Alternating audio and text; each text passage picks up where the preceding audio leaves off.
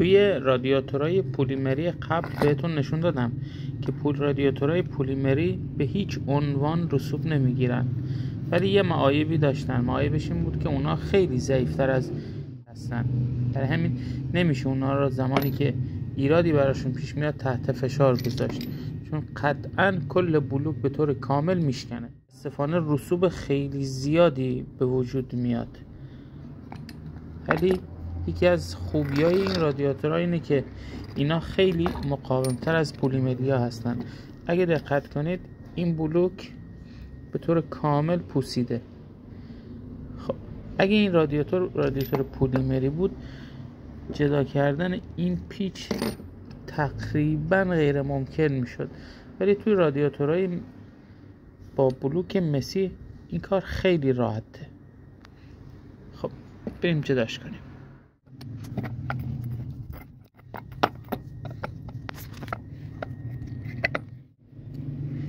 خب میبینید اینجا یه پیچی که در واقع پیچ مبدله روی خود بلوک به طور کامل جا مونده و کاملا پوسیده و از همش مهم رسوب گرفته.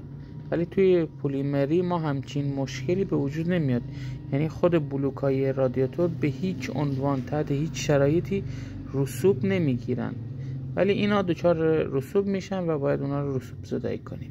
رادیاتور باز شد، زیر بلوک دقیق باید به این شکل باشه. این محلی است که پیچ روی اون قرار میگیره و اونو به مبدل اصلی قفل میکنه، ولی روی اینجا به طور کامل از بین رفته که باید این بلوک رو متاسفانه پرت کنیم دور. برای باز کردن این پیچ از روی این بلوک، چون بلوک از جنس مس هست، مقاومت بالایی داره، خیلی راحت به وسیله یه انبرده است این قسمت پیچ رو میشکنیم و پیچ به طور کامل آزاد میشه و مسیر رو باز میکنه و با جایگزین کردن پیچ نو و مبدل ثانویه نو کار رو میبندیم.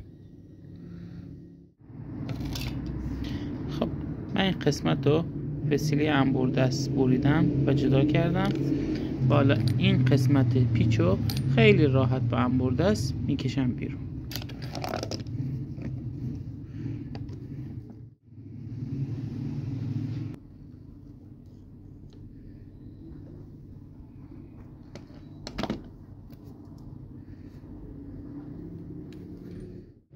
حالا اینو به صورت کامل تیکه هاشو از هم جدا میکنیم و توی اسید شویش میکنیم تا تمام بلوک به طور کامل از رسوب جدا و تمیز بشه و تمام اورنگ ها رو هم تعویض میکنیم. یه نکته درباره شیرپرکن ها بهتون بگم. زمانی که قرار ما شیرپرکن رو تعویض کنیم، شیرپرکن نوع که آوردیم اگه به صورت خیلی ساده اونو بذاریم سر جاشو ببندیم، زمانی که اینو سفت میکنیم نوک شیرپرکن کاملا میشکنه و شکسته میشه. برای این کار باید اول شیرپرکن رو در وضعیت باز قرار بدیم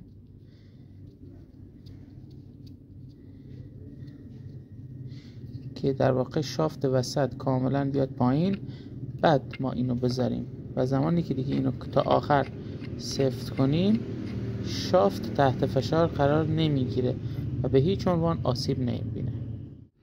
یکی دیگه از معایب این نوع رادیاتورها و این نوع بلوک‌های رادیاتور NTC است که روی اونها نصب میشه، چون اینا از نوع غرقابیس و جداره‌ای نیستن. میبینید به طور کامل رسوب گرفتن و نمیتونن دما رو خیلی دقیق به برد گزارش بدن و در نتیجه دمای آب به طور کامل تنظیم نمیشه و هی دچار اختلاف در دما میشه. برای این کار ما اینا رو تعویض نمی کنیم، در واقع اینا رو تمیز می کنیم و سر جاشون می بندیم و دیگه از اینا استفاده نمی کنیم. در واقع سنسورهای جداره‌ای روی لولای مصرفی و روی لولای رادیاتور نصب می کنیم و این دوتا رو از مدار خارج می کنیم. سر جای خودشون بسته میشن ولی دیگه سیمی به اونها وصل نمیشه و از سنسورهای جداره‌ای استفاده میکنیم برای دستگاه که دیگه به هیچ عنوان دچار رسوب نمیشن. یکی از بزرگترین مشکلاتی که برای اینا به وجود میاد، جنس این پیچ‌ها رو اگه ببینید، در واقع اینا مس نیستن، اینا روکش کروم خوردن. چون همخوانی با مس ندارن، بیشتر مواقع این پیچ‌ها میپوسن داخل و زمانی که قرار باز بشه و این عوض بشه، به طور کامل این کله پیچ بریده میشه و ما مجبوریم اینجا رو باز تراش کنیم. اینا یکی از بزرگترین عیب‌های توی بلوک‌های برنجی هست. برنج که نیستن، شاید ترکیبی آلیاژی از مس و برنج باشه. خیلی همیشه سوال میکنن بایپس دستگاه کجاست؟ توی دستگاه‌های اکو و دستگاه‌های ام بایپس اینجا قرار گرفته، زیر این مهره.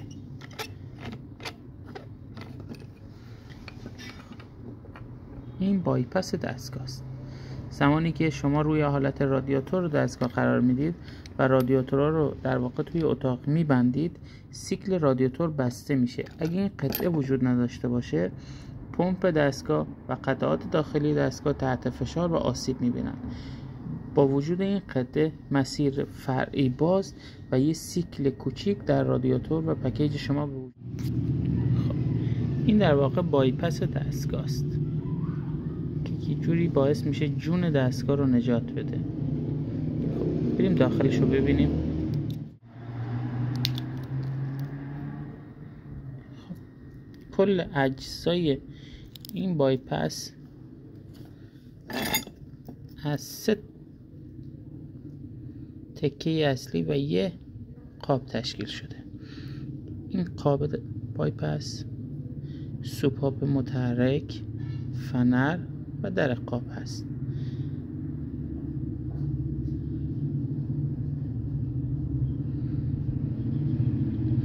معمولا توی دستگاهایی که سرویس میشن این قطعه قابل سرویس نیست و چون خطر بالایی داره اونو حتما عوض میکنیم، از قطعه نوع اون استفاده میکنیم حتی اگه شکل ظاهری اون سالم باشه.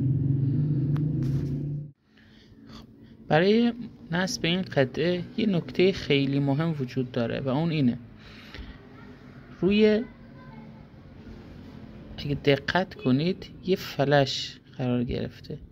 این فلش باید به جهتی قرار بگیره که پمپ وجود داره و خیلی از سرویسکارا متاسفانه فکر میکنن اینو داره جهتی نشون میده که این قطعه باید داخل قرار بگیره و این کاملا اشتباهه.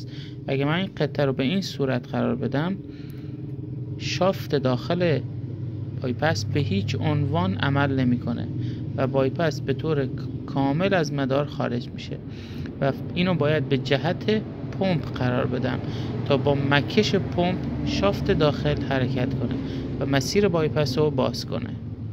این نکته رو حتما مواظب باشید. خب وقتی که میگیم رادیاتورهای با بلوک پلیمری خیلی بهتر هستن، این نمونه اونه. این قسمت پایین مسیر رادیاتوره و معمولا دچار رسوب و آب نمیشن و فقط سیاه میشن، ولی این قسمت اون مسیری هست که آب مصرفی میاد، برای حمام میره، برای استفاده خوراکی میشه و آبی است که ما میخوریم. این رسوبی است که توی بلوک‌های با برنج و مس هستن و حتما باید هر سال رسوب زدایی بشن وگرنه دچار این آسیب میشن. ولی ما توی پکیج هایی با بلوک پلیمری همچین چیزی رو نداریم و به هیچ عنوان اونها رسوب نمیگیرن، ولی عیبای خاص خودشون هم دارن. ولی با تمام این وجود پکیج ها با بلوک های پلیمری خیلی بهتر از اینا هستن. خب همه قطعات باز شد، همه اینا اسید شویی میشن، اونایی که معیوب هستن تعویض میشن و بلوک به طور کامل بسته و نصب میشه. یه نکته دیگه جا موند من براتون بگم، اینو بیارم بهتره. نگاه کنید کاملا مشخصه که توی بلوک قسمت رادیاتور دستگاه قرار گرفته کاملا سیاه شده. تنها دلیل این که این سیاه میشه اینه که این از رادیاتورهای پنلی استفاده کرده. رادیاتورهای پنلی چون از فلز آهن و فولاد هستن باعث این سیاهی میشه و در واقع همه اینا رسوب فلزه که خود این یکی از بزرگترین آسیب ها رو میزنه. زمانی که رسوب فلز به بدنه داخلی بلوک بچسبه دمای داخل کم نمیشه. جنس بلوک ها مس هستن و مس باعث میشه که خیلی سریع دماشو از دست بده و در واقع با جریان آب هم دما بشه، ولی وجود این رسوب های فلز باعث میشه که این بلوک بیش از حد داغ بشه و گرماشو خیلی دیر از دست بده. خب برای اسید شوییشون خیلی راحت اسید دی اسکیلر و قطعات رو به طور کامل توی اونها غوطه‌ور میکنیم. مواظب دستتونم باشین، مثل من بدون دستکش استفاده نکنین.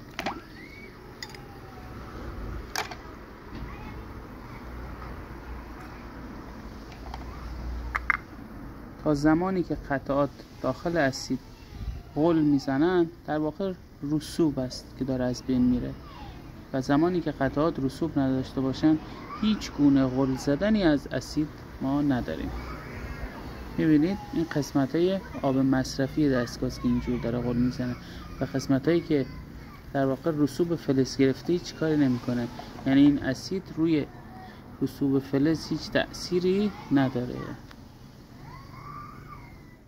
و بعد از اسید شویی در اسیدهای دی اسکیلر ما از اسیدهای دیگه استفاده میکنیم و مسیر رادیاتور رو هم تمیز میکنیم.